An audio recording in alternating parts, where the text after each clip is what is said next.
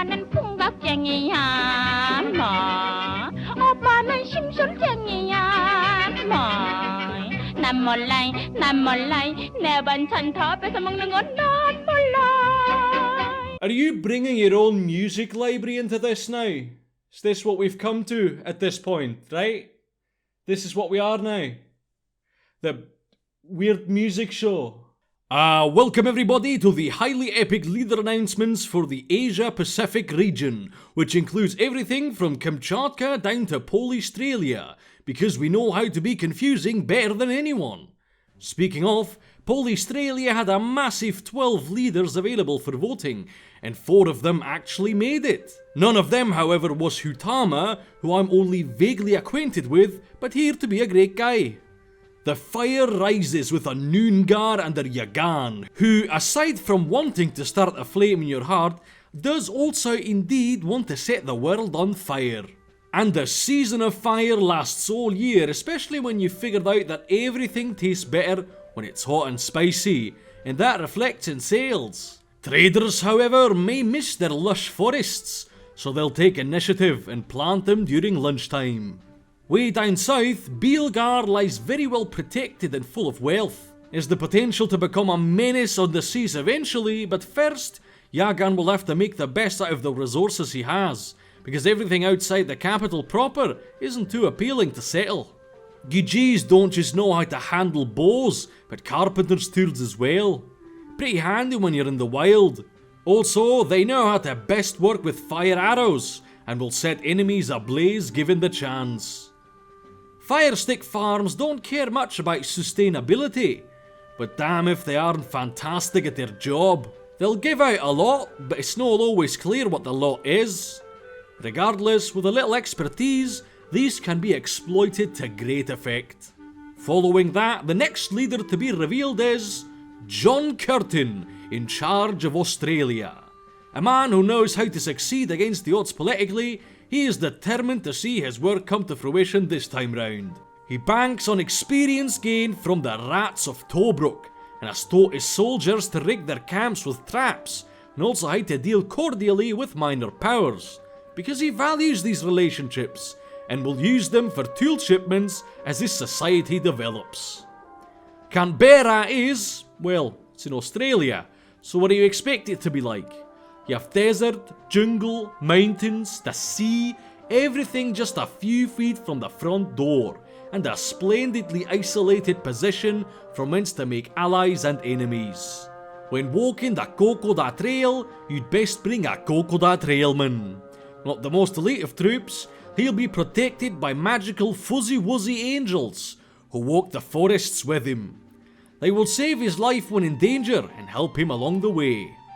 Dingo scout cars are really fast and equipped with state-of-the-art binoculars. Their drivers are top-notch, able to make any run, even under heavy fire. This is the Warzone taxi I'd pick. Number 3 on the list in Polystralia is none other than New Zealand under Richard Seddon, or as some like to call him, King Dick.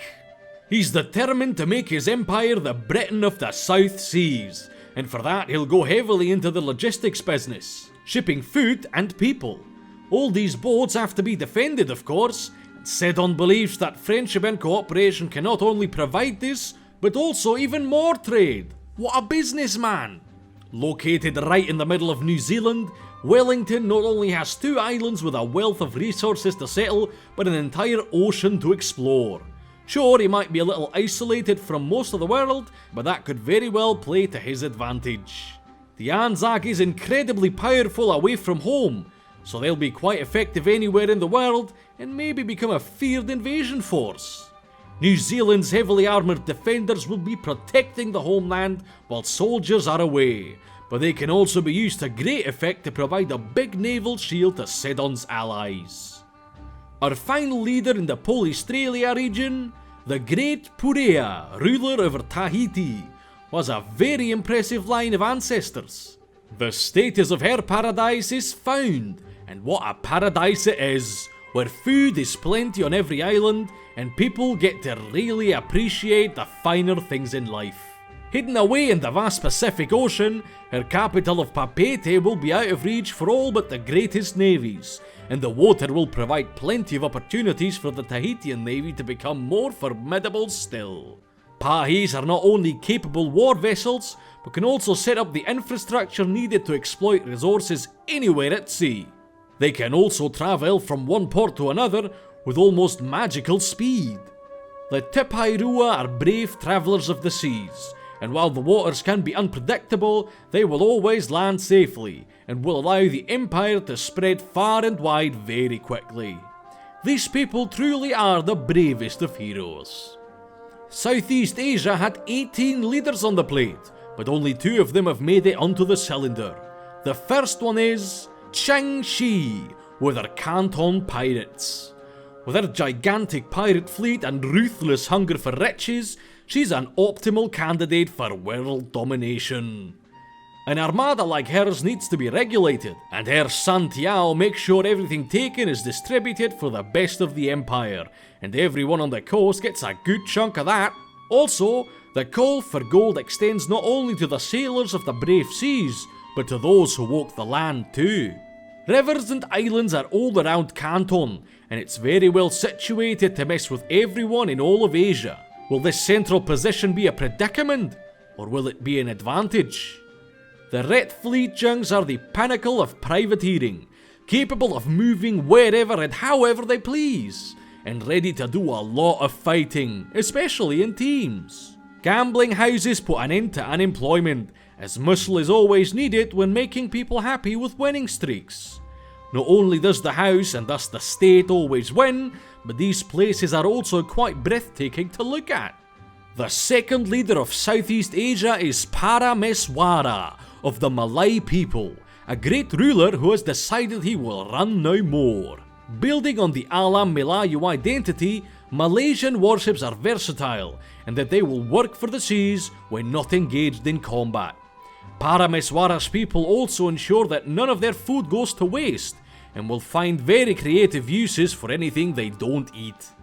Situated right on the doorstep of a plethora of valuable islands, Kuala Lumpur not only has a nice ring to it, but also the potential to become the hinge the world swings on, and the beating heart of a sprawling empire of the seas. With Pesilat mercenaries, you can never know if those workers you're approaching to take prisoners won't just turn around and smash your head in.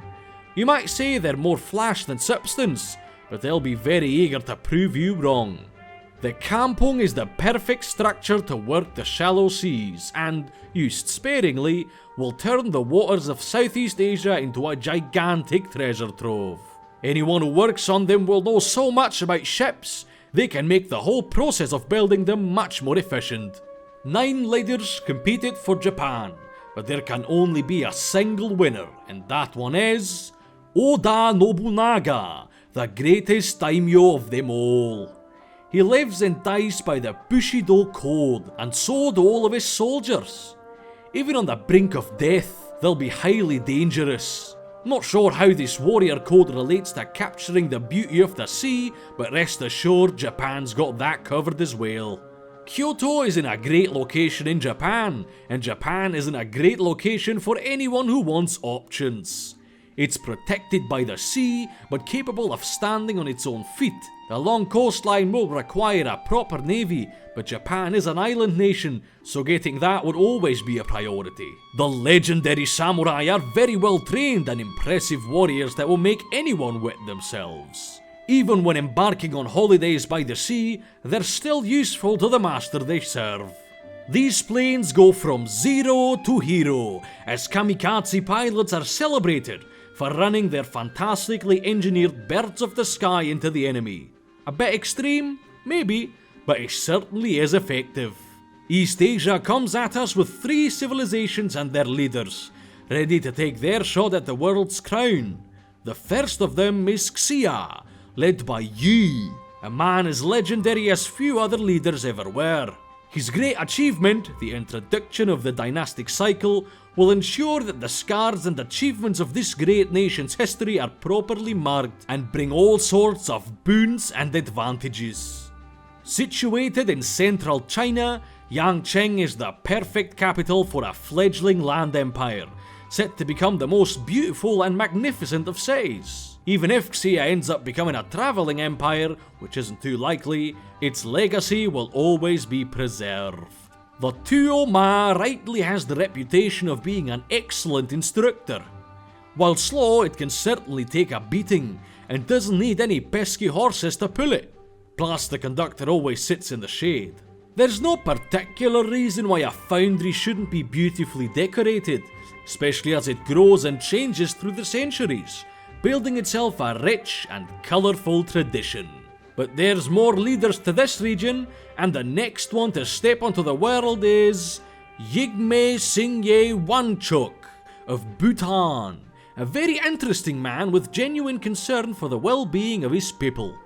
With the sounds of Druk Tsendin resonating from the mountains, the people of Bhutan find their faith in happiness, and happiness in their faith. In Bhutan, people are always living the good times. At the core of a dense mountain range, Thimphu sits impregnable, protected from any and all enemies, eternal. With an untouchable capital like that, who knows what wonders Yigme.III Wangchuk will produce in his Himalayan empire. If the protection of the mountains wasn't enough, Dapon ensure hell is rained upon enemies from afar, and are ready for action immediately, building upon a great tradition that will last forever. To put another cherry on top of that, the Dzong is the most formidable of fortresses, housing wise monks and most beautiful to look at. Put it next to a mountain, and it's the most powerful fortification you could think of. But who is the final leader of this region? Well, it's Manchuria, under Nur Ha-Si, a military genius the likes of which is only born once every 5 centuries.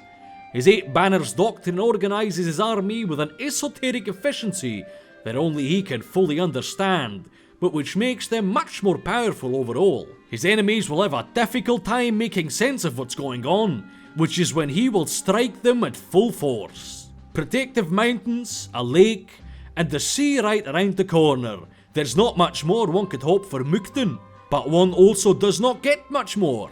Nur Ha-Si was dealt a good hand, but there's not too many great cards coming up for him. We'll see if he can offset this with his fantastic strategy skills. As befits a man of many banners, a bannerman is a very powerful tool to attack enemies from afar, even through obstacles. Good strategic placement is key with this one, and will give great spoils if done correctly. Nur Ha-Si will even take the population of his enemies to make them into his own green standards, making them not only cost efficient, but also very persuasive.